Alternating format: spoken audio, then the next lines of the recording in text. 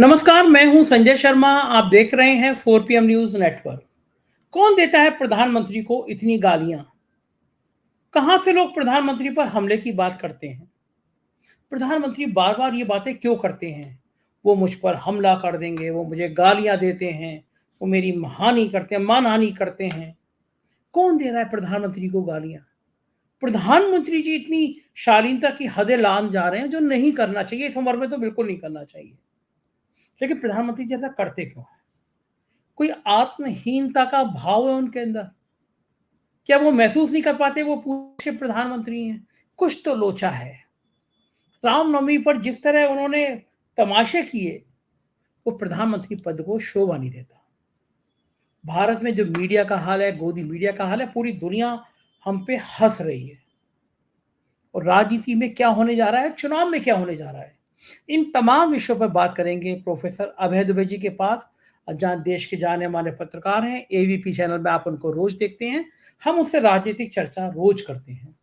चलते हैं अभय दुबे जी के पास। उससे पहले आपसे चैनल को ज्वाइन कीजिएगा, सब्सक्राइब करिएगा, बातचीत पूरी सुनिएगा, बहुत मजेदार बातचीत है। चलिए मिलवाते हैं अभय जी से। 4 PM न्यूज नेटवर्क में स्वागत है अभय दुबे जी आपका।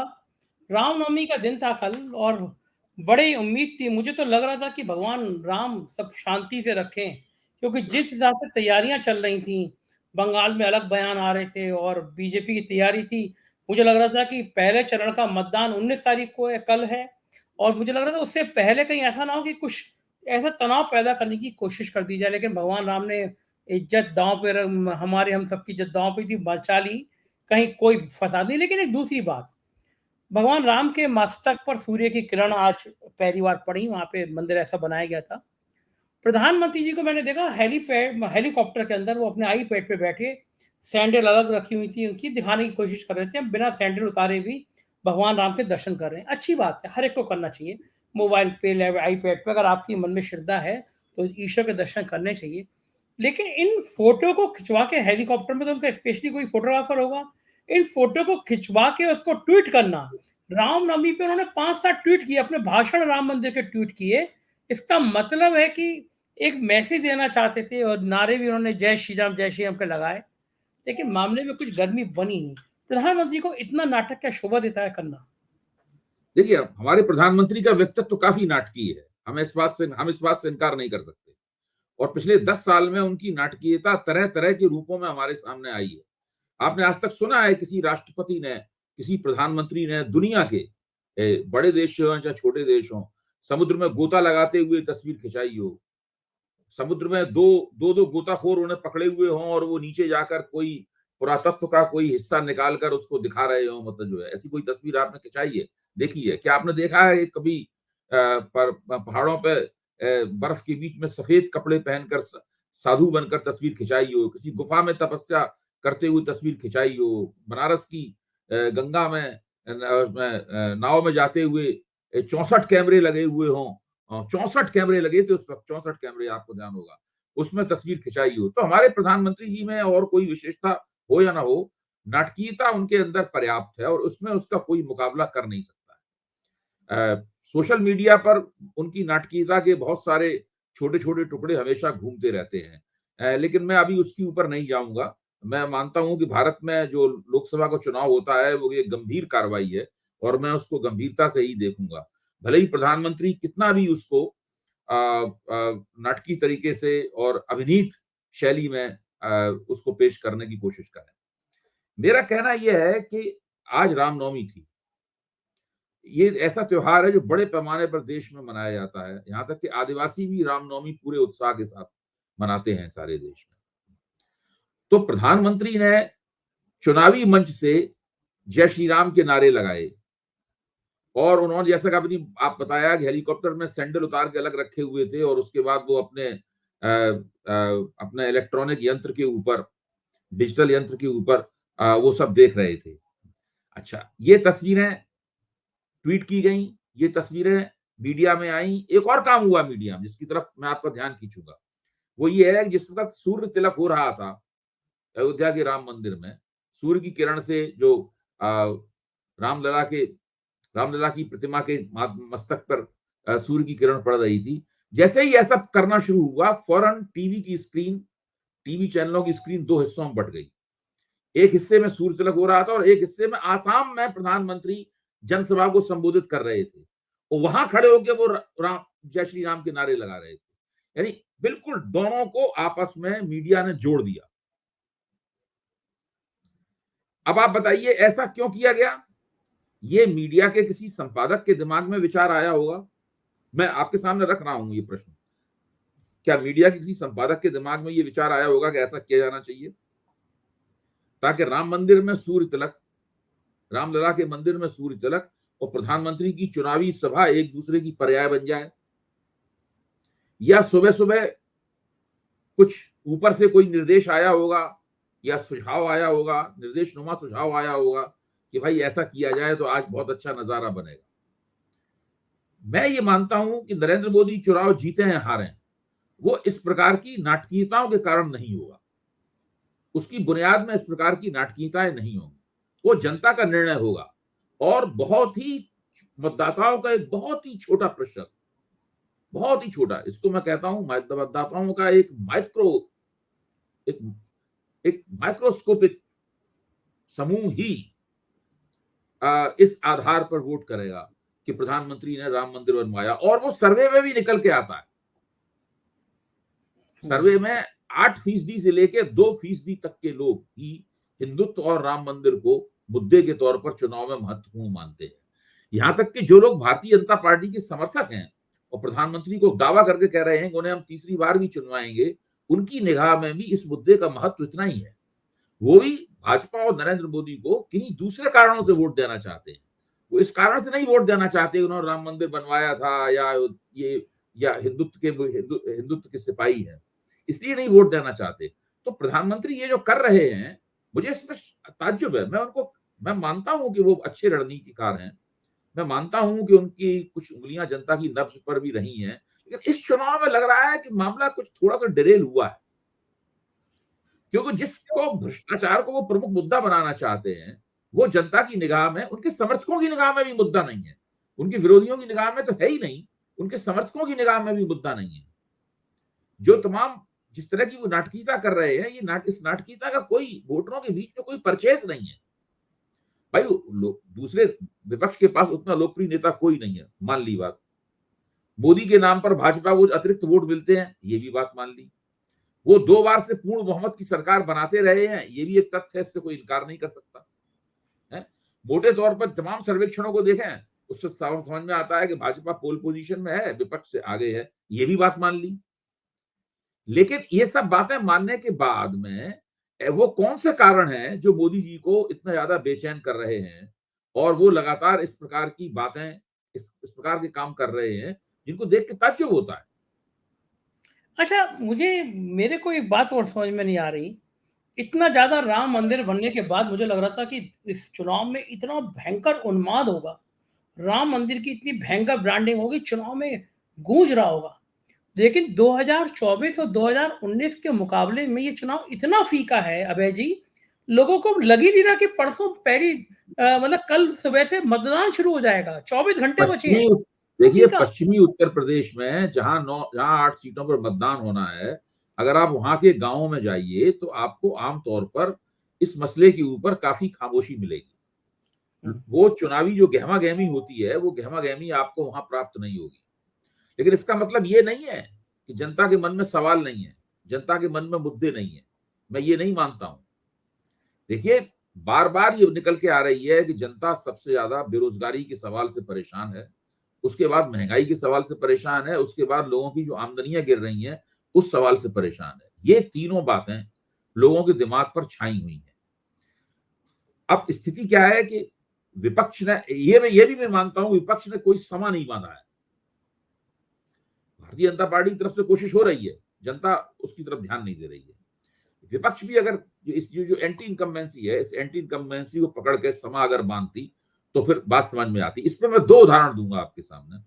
पहला उदाहरण तो यह है कि जब सी वोटर वालों ने अपने सैंपल के सदस्यों से पूछा कि आपका क्या ख्याल है, आपकी समस्याएं हल करने की क्षमता किसमें है, तो उसमें से 32% लोगों ने कहा कि भाजपा में हमारी समस्याएं हल करने की क्षमता है। 18% लोगों ने कहा कि कांग्रेस में हमारी समस्याएं हल करने की क्षमता है। और मुझे देख के ताज्जुब हुआ, 43% लोगों ने कहा कि किसी पार्टी में हमारी समस्याएं हल करने की क्षमता नहीं है। आप सोचिए, 10 साल से जो पार्टी हुकूमत कर रही है और दावा कर रही है कि अब आगे 5 साल भी हुकूमत करेंगे, उसने कितनी निराशा फैला दी है, उसकी जिसने इस तरह की गवर्नेंस दी है, उससे कितना अनमनापन है आम जनता में, कितनी निराशा है, किस स्तर की सरकार दी है, इसका सबसे बड़ा प्रमाण ये है, ये 43% का आंकड़ा। अब मैं एक और उदाहरण देता हूं। वोट डालने के लिए सबसे ज्यादा उत्साहित कौन होता है? वो जिसने अभी तक वोट नहीं डाला। जैसे मेरा बेटा रहता है वहां पर बॉम्बे में, उसका वोट है यहाँ पे दिल्ली में, तो उसने अभी तक वोट नहीं डाल पाया, तो वो हमेशा कहता है कि मैं तो वोट डालने के दिन होता ही नहीं हूँ वहां पे, मुझे अभी तक वोट डालने का मजा ही नहीं मिला है। तो वो वोट नहीं डाल पाया। तो वो जो 18 साल का जो बंदा हो गया है, वो तो वोट डालने के प्रति उत्साहित होना चाहिए ना। उसे चुनाव आयोग में अप्लाई करके, अर्जी देकर, फॉर्म भरकर उसे अपना वोटिंग आई कार्ड बनवाना चाहिए और उसे उत्साहपूर्वक वोट डालने जाना चाहिए। लेकिन पूरे देश में केवल 38% ऐसे नौजवानों ने अपने आप को वोटर बनाया है, बस केवल 38%। ये पूरे देश का औसत है। इससे आप अंदाजा लगाइए कि नए वोटरों में चुनाव के प्रति जो है वो कितना अनमनापन है। ये लेकिन अनमनापन बताता है कि लोगों ने उम्मीद छोड़ दी है इस सरकार से। लेकिन भारतीय जनता पार्टी के लिए तो ये बड़ी खुशखबरी है कि नौजवान सिर्फ 32-33% ही वोट बनाए, क्योंकि नौजवानों में सीधा गुस्सा दिख रहा है। वो नौकरी को लेके, वो अग्निवीर को लेके, वो सरकार से नाराज है। तो अगर ज्यादा वोट बने देखिए, होते तो संजय जी, अगर नौजवान नाराज हैं और सरकार के खिलाफ वोट डालना चाहते हैं, तो इन 38% की वजह से ही सरकार हार जाएगी। हाँ, ये बात भी सही है, इतने ही बहुत है। हाँ, क्योंकि जो पहले से मौजूद, इतना ही बहुत है सरकार को हराने के लिए। क्योंकि इस हाँ, सरकार को वोट ही कितने मिले थे पिछली बार? हाँ, इस सरकार को वोट कितने मिले थे? 37.8, 38% वोट मिले थे कुल मिला के इस सरकार को। मतलब 22 करोड़ के आसपास। जी। अच्छा अभय जी, एक चीज और हाँ। बताइए। मैं बहुत विनम्रता से कह रहा हूँ, कोई घमंड नहीं है, मेरे दर्शक मुझे माफ करें सवाल को पूछने के लिए, लेकिन अभय जी लोक नीति में इतने दिनों तक काम कर चुके हैं, तो इनको डेटा का, इनको आंकड़ों का बहुत अनुभव है, इसलिए मैं पूछ रहा हूँ। बहुत कोई घमंड नहीं कर रहा हूँ, मैं बहुत विनम्रता से पूछ रहा हूँ। अभय जी, पिछले पिछले सिर्फ 30 दिनों में, 29 दिनों में सोशल ब्लेड साइट है, वो सबके आंकड़े देती है। तो उस सोशल ब्लेड पे 4 पीएम के 30 करोड़ व्यू आए हैं 29 दिनों में। जी। तो मैं मजाक में कह भी रहा था कि भारतीय जनता पार्टी को देश भर में जितने वोट मिले हैं 22 करोड़, उससे ज्यादा व्यू तो हमारे केवल 1 महीने में आ गए। तो ये जो भीड़ आई है, या दर्शक इतनी बड़ी संख्या में, श्रोता इतनी बड़ी संख्या में जो 4 पीएम के साथ जुड़े, 30 करोड़ बहुत बड़ा आंकड़ा होता है, मतलब छोटा मोटा नहीं था। हर दिन 1 करोड़ से ज्यादा व्यू आना अपने आप में, क्या ये भी चुनाव की तरफ कुछ इंगित करता है कि हम इतना ज्यादा थोक में हरा है? देखिए, 4 पीएम की क्या छवि है? मुझसे अगर पूछा जाए तो 4 पीएम इस तरह के पत्रकारों और समीक्षकों का अड्डा है जो जिन लोगों का आलोचनात्मक मानस अभी मरा नहीं, इनकी क्रिटिकल फैकल्टीज जो है, जो लोकतंत्र की जान होती हैं, वो अभी खत्म नहीं हुई है। वो गोदी मीडिया में शामिल नहीं है। वो दरअसल गोदी मीडिया के खिलाफ एक प्रतिरोध की आवाज है, जो कि 4 पीएम के जरिए उठती है। 4 पीएम पे मैं बोलता हूँ, आपसे मेरी बातचीत होती है, मेरे और आप जैसे और भी कई लोग लगातार 4 पीएम पे आते रहते हैं। आप करीबन रोज 80, 90 या 100 वीडियो 4 पीएम पे डालते हैं। आपके सारे देश में विभिन्न प्रांतों के आपके अपने प्लेटफॉर्म हैं, और तो वो आपने एक बहुत अपना विशाल नेटवर्क बनाया है, और उस नेटवर्क के कारण बहुत बड़े पैमाने पर लोग आपसे जुड़ रहे हैं। मेरा मानना यह है कि ये जो पूरी पब्लिक, ये जो पूरी जनता जो आपके साथ जुड़ी है, इसके साथ में अगर आप दूसरे जो क्रिटिकल फैकल्टीज वाले मंच हैं, जैसे रवीश कुमार का मंच है, या और अपने दूसरे साथियों का मंच है, इन पत्रकारों को हम सब लोग जानते हैं, वो हमारे मित्र भी हैं, हमारे सहयोगी भी रहे हैं, एक जमाने में हम लोगों ने साथ साथ काम किया है। इन सबको आप जोड़ लें तो ये एक बहुत बड़ी जनता ऐसी है, बहुत बड़ी पब्लिक, सोशल साइंस में पब्लिक शब्द का इस्तेमाल किया जाता है, बहुत बड़ी पब्लिक ऐसी है, जो पब्लिक मौजूदा सत्ता प्रतिष्ठान है उसकी आलोचक है। और वो आलोचना सुनना चाहती है। आलोचना निंदा नहीं है, आलोचना निंदा नहीं। देखिए आलोचना निंदा या भर्त्सना नहीं है। हम्म। आलोचना आलोचना होती है, उसको आलोचना की तरह से देखना पड़ेगा। मैं ही समझता हूं कि हमारे लोकतंत्र के लिए लोकतंत्र के उत्तम स्वास्थ्य की निशानी है। बिल्कुल जो ठीक कह रहे डिजिटल हो मीडिया में आप। बहुत बड़ा उभार हुआ है, ये लोकतंत्र के उत्तम स्वास्थ्य की निशानी है, और इसका नेतृत्व 4 PM और संजय शर्मा के हाथ में। मैं तो खुद देख के हैरान था, मैं कहा मैं आप ही से इसकी शंका निवारण करूंगा। मुझे लगता था कि इसका मतलब देश का जनमानस जो है वो सरकार से बोल नहीं पा रहा, लेकिन उसके मन में यह है कि अवैध जी बोलेंगे, बात करेंगे, तो वो इधर आ रहा है। तो ये इंगित कर रहा है कि सरकार के प्रति जो 42-43% की बात आपने कही, इसका मतलब सरकार की नीतियों से नाराज हैं, दुखी हैं, मध्यम वर्ग हो, युवा हो, महिलाएं हो, तभी वो इतनी बड़ी संख्या में इधर आ रहे हैं। लेकिन क्या नहीं नहीं, ये बहुत। सारी मैंने तो सर्वे करने वाले जो अपने साथी हैं उन सबसे हमने बातचीत की है, और सबका मानना है कि इस बार 2019 के मुकाबले सरकार के प्रति नाराजगी काफी बढ़ी है। जो एंटी इनकम्बेंसी है, एंटी इनकम्बेंसी 2019 के मुकाबले कई परसेंटेज पॉइंट ज्यादा है। हाँ, और वो ये चीज तरह तरह से अपने आप को व्यक्त करती है। जो अनमनापन है, जो खामोशी है, जो उदासीनता है, वो उसकी वो भी उसी नाराजगी की आवाज है। खामोशी भी एक आवाज, खामोशी भी खामोशी एक है। आवाज है, उसी नाराजगी की एक आवाज है। और जो आपको बड़े पैमाने पर जो जो दर्शक और श्रोता वर्ग मिल रहा है, वो उसका दूसरा पहलू है, वो भी उसी की एक अभिव्यक्ति है। अभिव्यक्ति है। बल्कि लोग इसलिए भी नाराज है, प्रियंका गांधी का कल रोड शो था सहारनपुर में, और मैंने तो मोदी जी की रैली, मेरे रिपोर्टर वहां पे थे, मोदी जी की रैली भी देखी और प्रियंका गांधी का शो था। और मेरा रिपोर्टर बता रहा है कि दुगनी भीड़ थी, वहां के स्थानीय पत्रकारों ने बताया कि प्रियंका गांधी के रोड शो में दुगनी भीड़ थी। लेकिन नेशनल मीडिया में, गोदी मीडिया के सारे चैनलों में एक खबर नहीं दिख रही थी, जरा सी देर चली खबर, खबर गायब, भीड़ दिखी नहीं। मैं तो ये कई बार मजाक में अपने साथियों से कहता हूं, जो कि कमर्शियल चैनल्स में काम करते हैं, कि भाई 2-3 नए बच्चे जिन्होंने अभी अभी रिसर्च करनी शुरू की हो, उनको 4-5 बड़े चैनल चुन के उनके सामने दिन भर बैठा दीजिए। उनसे कहिए कि वो 12 घंटे उनके सामने बैठे रहें, और 12 घंटे में नोट करें कि किस चैनल ने विपक्ष को कितना समय दिया, विपक्षी चेहरे, विपक्षी आवाजें कितने देर सुनाई दी, टीवी के ऊपर कितनी देर दिखाई दी, नरेंद्र मोदी और भाजपा कितनी देर दिखाई दिए, कितनी देर सुनाई दिए, किसके विजुअल कितने आए, किसके ऊपर कितने कार्यक्रम हुए, किसकी फाइल फोटोज ज्यादा चलाई गई, किसकी ताजी फोटो ज्यादा चलाई गई, इन सबका एक तखमीना 12 घंटे का निकाल लिया जाए। और उसके बाद ये चैनल खुद अपने गिरेबान में मुंह डाल के देखें कि उनको जब गोदी मीडिया कहा जाता है तो सही कहा जाता है या गलत कहा जाता है। अच्छा, मैं एक चीज़ और देख रहा हूँ कि बहुत ख़राब है, हम लोगों के पेशे के लिए, हम और आप एक ही पेशे हैं, उस पेशे के लिए बड़ा ख़राब है। मैं देख रहा हूँ नेताओं को जब आलोचना की जाती थी, आज मैं कांग्रेस के प्रवक्ता के साथ डिबेट में था, तो उन्होंने मुझसे ये बात कही, बात फ़ोन पे, कि जब नेताओं की आलोचना की जाती थी तो पत्रकार तो खुश होती थी, जनता खुश होती थी। उनका कहना था पत्रकारों की, इस तरह के गोदी मीडिया के पत्रकारों की जब आलोचना होती है, तो जनता में खुशी की लहर आती है कि यार इनका कम से कम उनको चेहरा तो दिखाया जा रहा है। ये खतरनाक दौर है, मतलब अच्छा नहीं है। अंजनाओं कश्यप जी के लिए नहीं, देखिए आपने ठीक कहा। देखिए इससे सबसे ज्यादा बड़ा नुकसान क्या हुआ है कि मीडिया की साख गिर गई है। तो मीडिया की जो साख, देखिए बड़ी मुश्किल में, साख एक ऐसी चीज है जो बहुत धीरे धीरे परत दर परत मुश्किल में बनती है, और उसको गिरने में बहुत देर, एक बार गिर जाती है दोबारा फिर नहीं उठती है।